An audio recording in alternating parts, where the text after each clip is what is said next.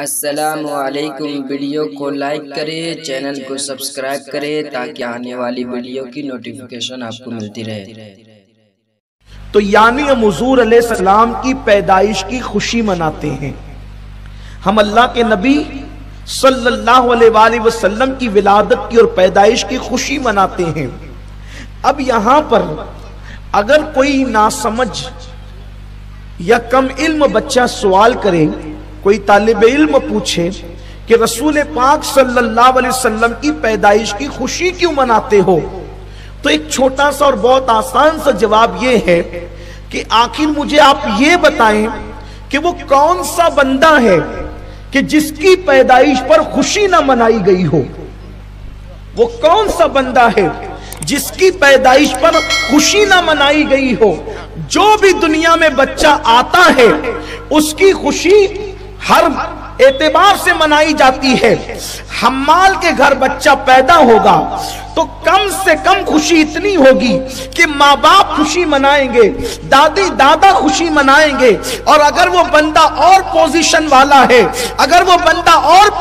والا ہے، تو پھر رشتہ دار بھی خوشیوں میں شامل ہو جائیں گے۔ وہ بندہ اور پوزیشن والا ہے تو محلے والے بھی خوشیوں میں شامل ہو جائیں گے۔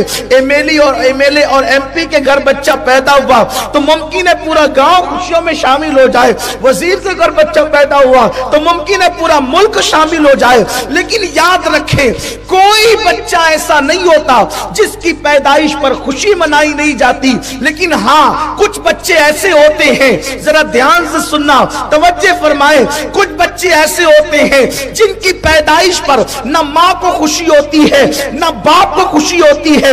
وہ بچے وہ ہوتے ہیں جو بن باپ کے اور بغیر شادی کے پیدا ہوتے ہیں، ان کی پیدائش پر کسی کو خوشی نہیں ہوتی۔ لیکن جو نکاح سے پیدا ہوتے ہیں، شریفوں کے یہاں پیدا ہوتے ہیں، شرفاء کے یہاں پیدا ہوتے ہیں، پہلا بچہ ہے تو خوشی منائی جا رہی ہے، دوسرا بچہ ہے تو خوشی منائی جا رہی ہے، تیسرا ہے تو خوشی منائی جا رہی ہے۔ یعنی دنیا میں کوئی بچہ ایسا نہیں ہوتا جس کی آمد پر خوشی نہ منائی جائے۔ اب آپ مجھے بتائیں، جب للو پپو اور ٹپو کے یہاں بچے پیدا ہو تو اس کی خوشی لوگ مناتے ہیں۔ جب آمنہ کے یہاں رحمت للعالمین تشریف لائے، آمنہ کے یہاں رحمت للعالمین تشریف، کوئی بچہ ایسا نہیں جس کی ولادت پر خوشی نہ کی گئی ہو۔ لیکن ایک بات یہ ہے، ہاں کسی کے یہاں بچہ پیدا ہوتا ہے تو کچھ لوگ خوشی مناتے، کچھ نہیں مناتے۔ مثال کے طور پر ایک کے گھر میں بیٹے ہی بیٹے پیدا ہو رہے ہیں، گھر والے خوشی منا رہے، الحمدللہ اللہ کا فیضان جاری ہے، کرم جاری ہے اور خوب برکت ہو رہی ہے، آمد ہی آمد ہو رہی ہے۔ لیکن پڑوسی کو ہے دشمنی اس سے، تو جب بچہ پیدا ہوگا اسے تکلیف ہوگی، مبارکباد بھی نہیں دے گا، منہ چڑھائے گا۔ تو آپ نے کچھ کہنے کی ضرورت نہیں، آپ سمجھ جائیں گے کہ آمد پر یہ جو مبارکباد نہیں دے رہا ہے، اس کے چہرے پر تبسم نہیں ہے بلکہ چہرہ اتر گیا ہے، بلکہ لوگوں سے بھی لڑ رہا ہے۔ کیوں اس کو مبارکباد دیتے ہو؟ کیوں اس کو ارے مبارکباد دینے میں حرج کیا ہے؟ اگر خدا نے اس کو نعمت دی ہے تو مبارکباد دینی چاہیے، آپ کیوں منع کر رہے ہو؟ تو یہ منع کرنے والے کا نیچر بتا رہا ہے، اللہ نے اس کے گھر بیٹا عطا کیا، اسے خوشی نہیں ہوئی، اس لیے بیچارہ مبارکباد دینے سے روکتا ہے۔ آپ بتائیں، پڑوسی کے بچے کے یہاں پہ بچے کی ولادت ہو اور پڑوسی چاہے کتنا بھی بڑا خطیب ہو، ادیب ہو، عالم ہو، ظالم ہو، کوئی ہو، اگر وہ روکے کہ مبارکباد نہ دینا، آپ کہیں گے یار کتنا جلتا ہے یہ کہ بچے کی ولادت ہوئی اور روک رہا ہے۔ بس ہم نے کسی کو کچھ کہنا ہی نہیں ہے۔ جس کو دیکھو نبی کی آمد پر مبارکبادیاں ہیں، اسے نبی کی آمد کی خوشیاں ہیں، اور جو منع کر رہا ہے، اب آپ مجھے بتائیں کہ منع کرنے والے کے دل میں کہیں نہ کہیں نبی کی پیدائش کے حوالے سے دکھ ہے، بیماری ہے، درد ہے، جلن ہے، اسی لیے تو وہ روک رہا ہے۔ ورنہ میرے نبی تشریف لائے تو حدیث پاک میں آتا ہے کہ مشرق کے جانوروں نے مغرب کے جانوروں کو مبارکباد پیش کی، پتھر پتھروں نے خوشیاں منائی، کنکروں نے خوشیاں منائی، فرشتوں نے خوشیاں منائی، حتیٰ کہ اللہ نے خوشیوں کا اظہار اس طرح کیا کہ جس سال نبی کی ولادت ہوئی اس سال اللہ نے بیٹیاں پیدا نہیں فرمائی، 70,000 بیٹے ہی بیٹے پیدا فرمائے۔ اللہ خوشیوں کا اظہار فرما رہا ہے۔ آئیے الخصائص الکبریٰ میں، کیا نبی کی پیدائش پر اللہ کوئی خاص کام کرتا ہے؟ کہ نبی کی پیدائش پہ اللہ کوئی خاص کام کرتا ہے؟ الخصائص الکبریٰ میں امام سیوطی نے لکھا، حجت البالغہ میں بلکہ حجت اللہ علی العالمین میں امام یوسف نبہانی نے لکھا، اور اسی طریقے سے اور بھی محدثین نے لکھا۔ کیا لکھا؟ اس حدیث کی راوی ام المومنین اما جان عائشہ صدیقہ سلام اللہ علیہا ہے، فرماتی ہیں کہ جس دن حضور کی ولادت ہوئی اس دن ایک یہودی کسی کام سے مکہ آیا تھا اور وہ چلاتے پھر رہا تھا کہ اے مکے والو، تمہارے گھر میں کس کے یہاں بیٹا پیدا ہوا؟ آج اتفاق ربیع الاول کی 12 تاریخ کو اس دن کسی کے یہاں بیٹا پیدا نہیں ہوا تھا سوائے عبداللہ کے گھر کے، سوائے آمینہ کے گھر کے۔ اس نے چلانا شروع کیا، کس کے یہاں بیٹا پیدا ہوا، کس کے یہاں بیٹا پیدا ہوا؟ لوگوں نے کہا اتنا چلا کیوں رہا ہے؟